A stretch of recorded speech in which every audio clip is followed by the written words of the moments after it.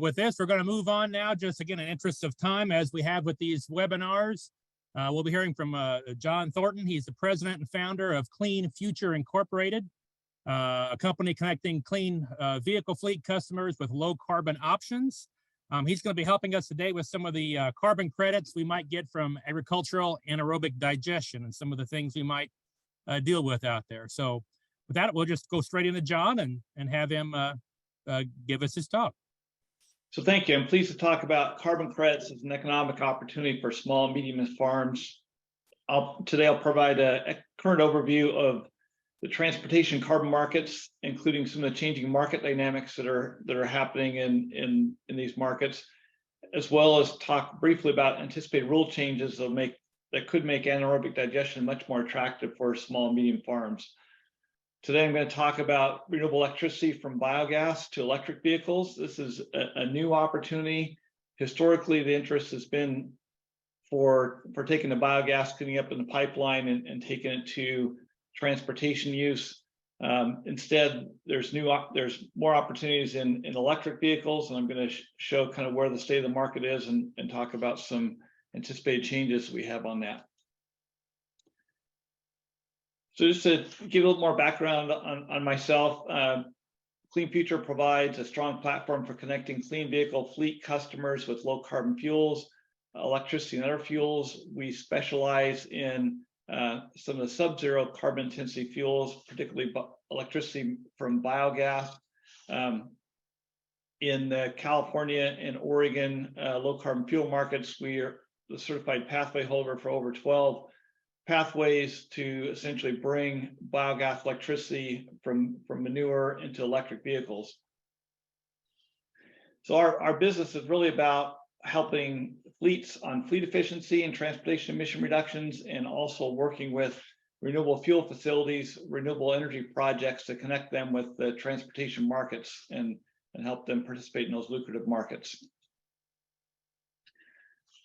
So I'm going to start talking about regulatory markets for these transportation fuels, to just go through and compare what we have, the clean fuel standards, and I'm going to refer to these. A lot of people know this as the California Low Carbon Fuel Standard, or LCFS. I'm going to use a more general term for clean fuel standards because that goes beyond California. Oregon and Washington have programs, and they go by a slightly different name. They're all very similar in how they're constructed and somewhat harmonized yet distinct for each state. Essentially, these markets are to reduce the carbon intensity of transportation fuels. And when we talk about carbon intensity, we're talking about life cycle greenhouse gas emissions. The other opportunity in the transportation carbon markets is what's the Federal Renewable Fuel Standard, or RFS. And this is also an opportunity for, today, for renewable fuels, renewable natural gas or biomethane that is produced from biogas, that is eligible and can generate credits. On the clean fuel standard side, we're talking about a credit. The terminology for that similar currency in the renewable fuel standard would be known as a RIN, or renewable identification number.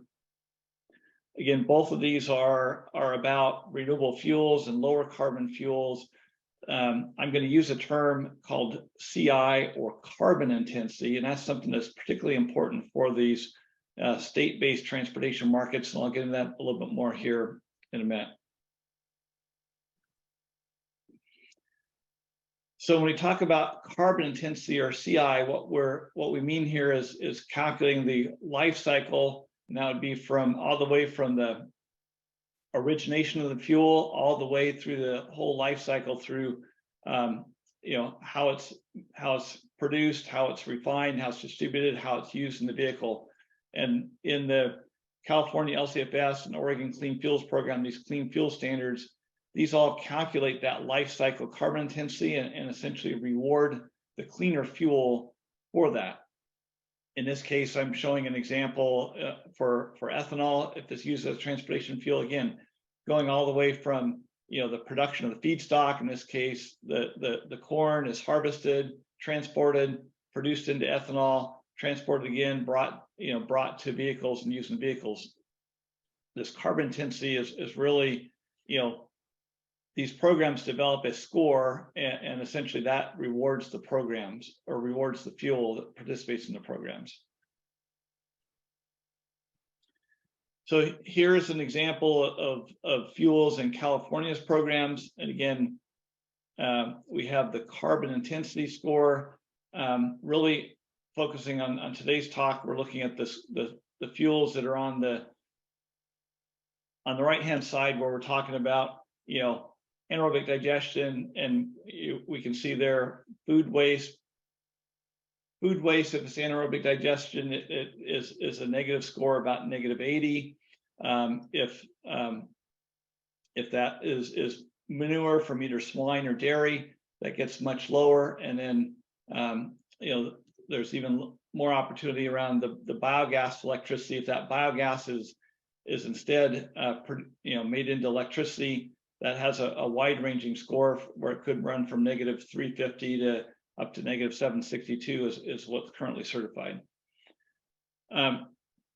It sounds kind of, on the surface sounds non-intuitive, this negative carbon intensity, but really what these state programs are doing are rewarding the avoidance of methane, and that's where digestion is so important. These digesters can capture manure that would otherwise, the baseline case would be manure in a lagoon, and that methane would go into the atmosphere. The use of digesters actually captures the methane, destroys the methane, and turns into a beneficial vehicle fuel. So that's where these negative carbon intensity come about. Aside from the transportation markets, I just want to mention, another growing market, and that's in the voluntary markets. And what I mean by voluntary market is this would be a non-regulatory driven program.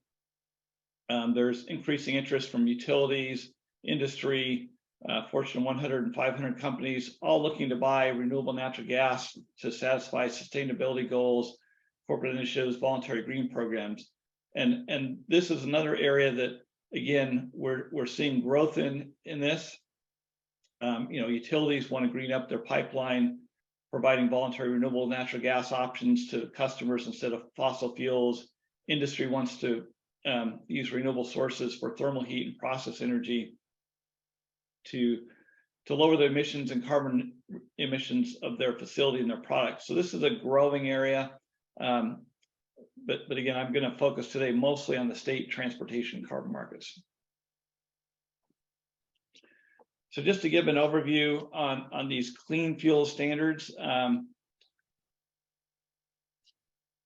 this all originated in California. Again, California had the low carbon fuel standard, which was enacted in 2009. This is really what's catalyzed and spurred a lot of the growth of the renewable natural gas industry. Other states have followed this. Oregon has a program which is, again, aligned very similarly with California. Washington has a program which is essentially approved and is going online next year in 2023. And again, British Columbia has a very similar program. Again, these are all separate and distinct, yet similar programs that, again, reward the carbon intensity of that transportation fuel. And going beyond California, Oregon, Washington, and British Columbia, we have a number of other jurisdictions that are developing clean fuel standards. Whether they're either in the process of going forward, Canada also has a clean fuel standard that is going forward nationally in 2023 that will apply. And actually, in that case, it stacks on top of the British Columbia standards. So again, these programs and transportation carbon regulations are expanding, and expect these to expand in the future. I just want to give a brief snapshot of kind of the renewable natural gas. In this case, it would be renewable natural gas that's cleaned up to pipeline standards and going into the transportation carbon markets. I'm showing here the transition in both California and Oregon of what was compressed natural gas from fossil fuels and essentially transitioning that to renewable natural gas. And as you can see in both markets, essentially that's reaching nearly 100% of the market. I guess another look at this, California is the much larger, more dominant market. If we make the scale the same, again, we can see that California is really the driver here. And what we see in California's market is progressively the carbon intensity of the renewable natural or compressed natural gas has reduced, and essentially it's gone to negative, where increasingly these dairy digester biogas facilities are participating and essentially displacing some of the other renewable natural gas sources such as renewable natural gas from wastewater treatment plants or renewable natural gas from landfills. Another market for this renewable natural gas is also hydrogen, and we see this reflected in, again, California's average CI score over time, where the carbon intensity is reduced in hydrogen. So again, renewable natural gas can be a feedstock for hydrogen. So again, I'm making the case for electricity, and really, things are changing both in economics and hopefully on the rule side. Here's a snapshot of the growth of the fuels, and really electricity and RNG has been growing, but really as we look going forward, at those growth rates, the growth in electric vehicles is really accelerating and bypassing the growth of the compressed natural gas fleet. So again, biogas to electricity, is really has a larger addressable market, and it's growing fast, growing, and really that's what I want to point out today. So in these state programs and the clean fuel standards, essentially you can use electricity from grid mix, and essentially, again, it's rewarded based on that carbon intensity score. These renewable natural gas, or the biogas made into electricity, again, has a negative carbon intensity, and these play well into the state CARB market. So again, here's a schematic looking at the clean fuel standard markets, and really what it involves is on the right side we have obligated parties, which are petroleum refiners and importers, where they have a regulatory obligation to reduce the carbon intensity of their fuel. The way they can do that is essentially blend in a biofuel or purchase a credit from a lower carbon fuel that makes a credit. In this case, electric vehicles make credits. If we match that with renewable electricity from solar or wind, that makes incremental credits or more credits. Yet if we actually use renewable or biogas that's either made into electricity or biogas that's made into renewable natural gas for pipeline quality and use that into a vehicle, that qualifies for making more incremental credits, more value in the state markets, and then also qualifies for making renewable identification number or RIN credit if it's a combusted in a vehicle. We also have an opportunity, and EPA is expected to announce some rule changes on electricity made from biogas, and that's something that's been eligible in the renewable fuel standard for many, many years. It just has not been implemented. We're anticipating EPA is going to announce that electricity made from biogas can also qualify for a RIN credit, and that really changes the economics for biogas, particularly from small and medium-sized farms, which are more well suited for generating electricity rather than renewable natural gas. There's a much higher capital cost around producing renewable natural gas, where small and medium-sized farms typically don't have enough volume and is not really economically justified.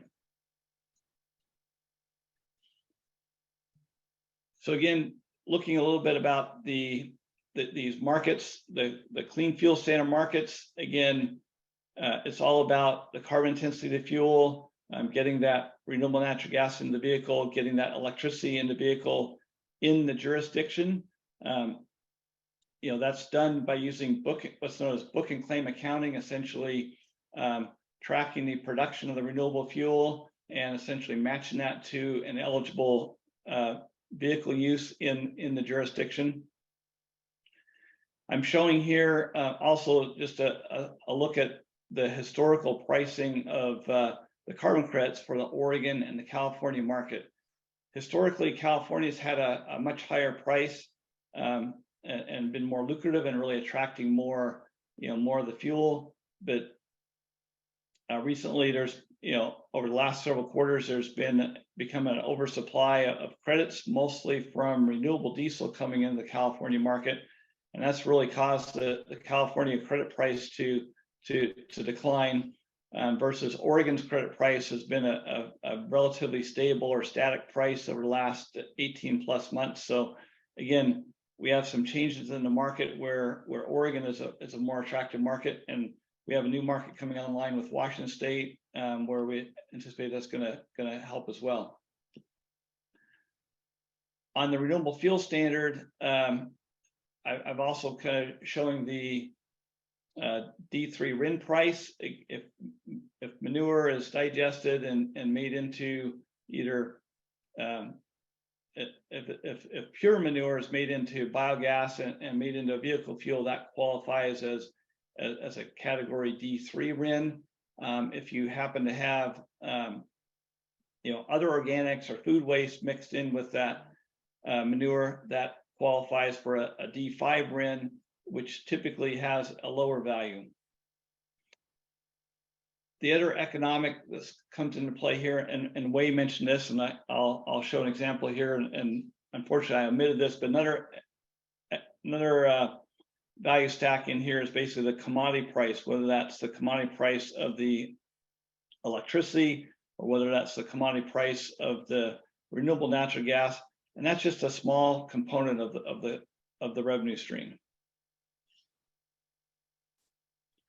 So I'm showing here two examples of two state clean fuel programs. I'm showing California on the left, and I'm showing Oregon on the right. Essentially going through, this is an example for a smaller, medium-sized dairy that we're looking at and evaluating, doing a comparison of what that would be if it was producing renewable natural gas, or if that was producing biogas made into electricity into an electric vehicle. I've also shown up there an example of if we made that same amount of biogas from food waste into either renewable natural gas combusted in a vehicle or made into electricity, again, directed to electric vehicles. So really what we see is, based on current market conditions, the Oregon credit price is more attractive. And then the other thing I put in here, which again, it's not certain yet, but the EPA is expected to announce the eligibility of, well, actually it's been eligible, but announce the implementation of electricity made from biogas to generate a RIN. Again, that's something that's been available and eligible for many years. EPA has not implemented yet, but we're actually anticipating the release of some guidance here at the end of the month that will allow electricity to participate. And again, that opens up a whole nother universe for the small and medium-sized farms, where again, the cost of renewable natural gas, the cleanup equipment is much more expensive than producing electricity off of there. Many of these small and medium-sized farms may not be necessarily located close to a pipeline or close to a place where they can get that renewable natural gas into a vehicle, versus the electric grid is more prevalent, and this, again, lower capital costs, we can get the electricity into an electric vehicle as well.